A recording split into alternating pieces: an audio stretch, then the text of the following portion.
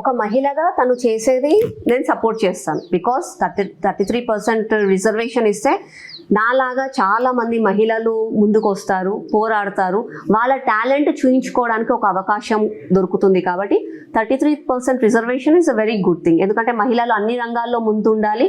Why not in రాజకీయాలలో ఎందుకు ఉండొద్దు, అందరూ ముందుకు రావాలి. కానీ నేను కవిత గారిని ఒక ప్రశ్న ఏమనుకుంటున్నానంటే, తను ఎంపీగా 5 సంవత్సరాలు ఉన్నారు, మళ్ళీ అప్పుడు ఎందుకు ఈ పోరాటం చేయలేదు? తను ఇప్పుడు వెళ్ళి ఢిల్లీలో కూర్చొని 33% రిజర్వేషన్ ఇవ్వండి అని చెప్పి దీక్ష చేస్తున్నాను అని చెప్పి డ్రామాలు చేసే బదులు ప్రగతి భవన్ ముందు కూర్చొని వాళ్ళ అయ్యని అడగొచ్చు కదా, మనం ఎందుకు తెలంగాణలో సీట్స్ ఇవ్వలేకపోయాము, టీఆర్ఎస్లో ఎంతమంది సీట్స్ ఇచ్చారు వాళ్ళు, టీఆర్ఎస్లో ఎంతమందికి మంత్రి పదవి ఇచ్చారు వాళ్ళు, ఎమ్మెల్యేల ఎన్నికలలో ఎంతమందికి టికెట్లు ఇచ్చారు, ఎంపీ ఎన్నికలలో ఎంతమందికి టికెట్లు ఇచ్చారు. ఆమె అది క్వశ్చన్ చేయకుండా ఇప్పుడు పోయి ఢిల్లీలో అడగడం అన్నది అంటే డైవర్ట్ పాలిటిక్స్ చేస్తుంది తను.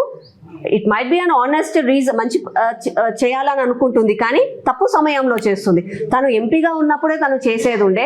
తను పోయి ఢిల్లీలో పోరాడే బదులు ఫస్ట్ ఆఫ్ ఆల్ వాళ్ళ నాన్నతోటి వాళ్ళ అన్నతోటి పోరాడి మన తెలంగాణ రాష్ట్రంలో తెలంగాణ మహిళలకి మంచి చేకూర్చి తర్వాత బయట వాళ్ళకు చెప్తే బాగుంటుంది.